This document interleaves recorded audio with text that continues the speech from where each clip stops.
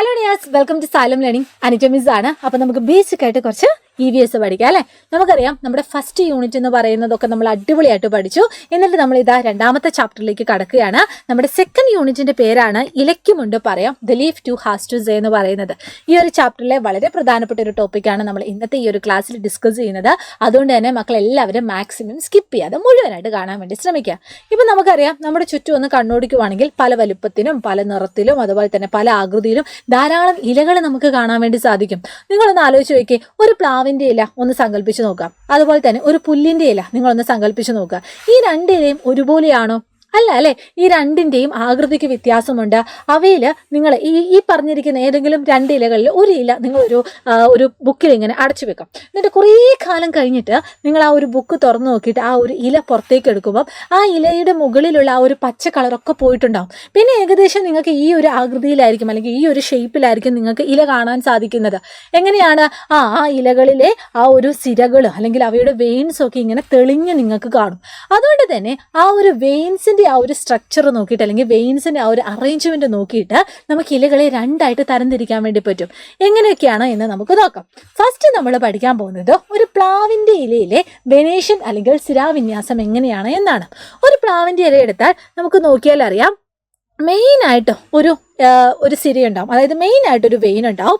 ആ വെയിനിനോട് ചേർന്നിട്ട് ചെറിയ ചെറിയ നെറ്റ്വർക്ക് ലൈക്ക് പോലെ, അതായത് ഒരു വലക്കണ്ണികൾ പോലെ ചെറിയ ചെറിയ സിരകളും ഉണ്ടാവും. അതായത് ഒരു മെയിനായിട്ടൊരു സിര ഉണ്ടാവും, അതിനോട് കൂടി ചേർന്ന് ചെറിയ ചെറിയ സിരകളും ഉണ്ടാവും. അപ്പോൾ ഇതിനെ നമ്മൾ വിളിക്കുന്ന ഇത്തരത്തിലുള്ള സിരാവിന്യാസത്തിനെ വിളിക്കുന്ന പേരാണ് റെറ്റിക്കുലേറ്റ് വെനേഷൻ അല്ലെങ്കിൽ ജാലികാ സിരാവിന്യാസം എന്ന് പറയുന്നത്.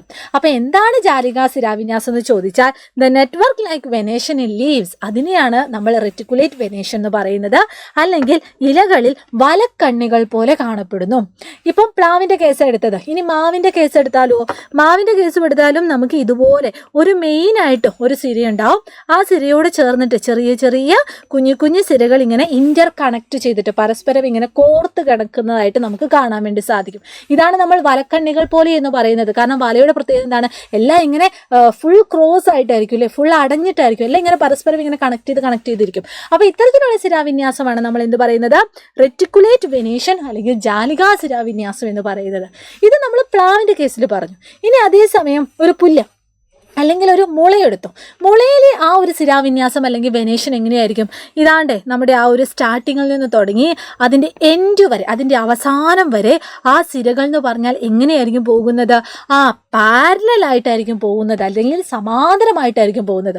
അത്തരത്തിലുള്ള വെനേഷനെ നമ്മൾ വിളിക്കുന്ന പേരാണ് പാരലൽ വെനേഷൻ അല്ലെങ്കിൽ സമാന്തര സിരാവിന്യാസം എന്ന് പറയുന്നത്.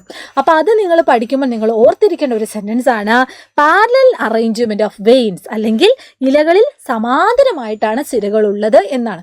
അപ്പോൾ അതിൻ്റെ എക്സാമ്പിൾ നമുക്ക് പുല്ലെടുക്കാം, അതുപോലെ തന്നെ നമ്മുടെ മുള.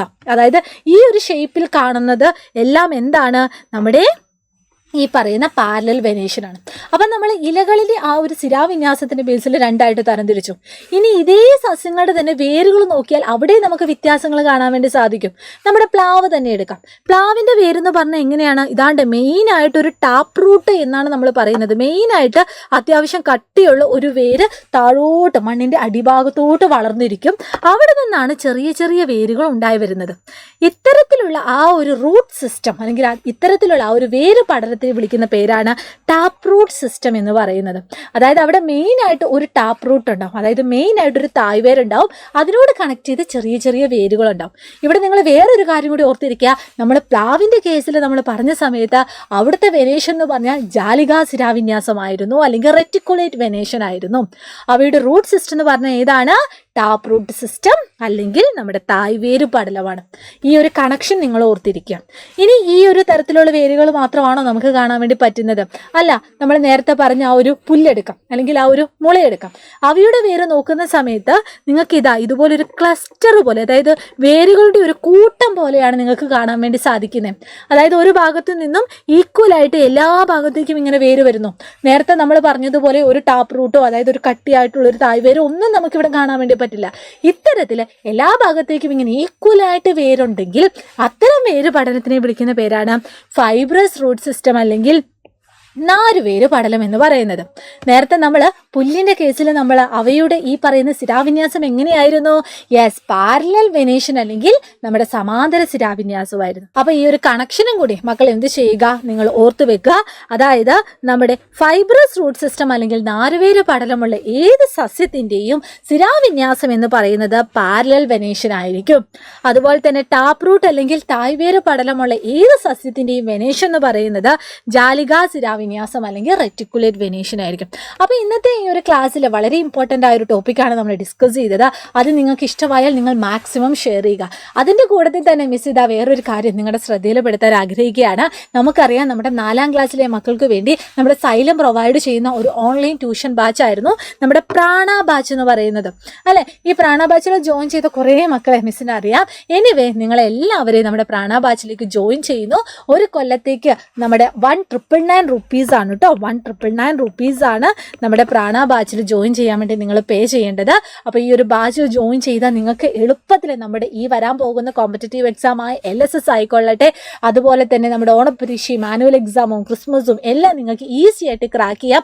അതിനുവേണ്ടിയുള്ള എല്ലാവിധ സെറ്റപ്പും നമ്മൾ പ്രാണ ബാച്ചിൽ പ്രൊവൈഡ് ചെയ്യുന്നുണ്ട്. അപ്പോൾ കൂടുതൽ എൻക്വയറീസിന് വേണ്ടി നിങ്ങൾ എന്ത് ചെയ്യുക, താഴെ ഇതാ നിങ്ങൾ കാണുന്ന ഒരു ഫോൺ നമ്പർ ഉണ്ടല്ലേ, സ്ക്രോളിലൂടെ ഒരു ഫോൺ നമ്പർ പോകുന്ന കാണുന്നില്ലേ, ആ ഒരു കോളിൽ നിങ്ങൾ എന്ത് ചെയ്യുക, വിളിച്ച് ബന്ധപ്പെടുക. കൂടുതൽ എൻക്വയറീസ് ഒക്കെ നിങ്ങൾ അവിടെ ആ ഒരു കോളിൽ നിങ്ങൾക്ക് ആൻസർ കിട്ടും. അപ്പോൾ എനിവേ നിങ്ങളെല്ലാവരും നമ്മുടെ പ്രാണ ബാച്ചിൽ ജോയിൻ ചെയ്യണം. അപ്പോൾ അടിപൊളിയായിട്ട് നമുക്ക് 4ാം ക്ലാസ് പാസ്സാവാം കേട്ടോ. അപ്പോൾ all the very best and thank you so much. Bye bye.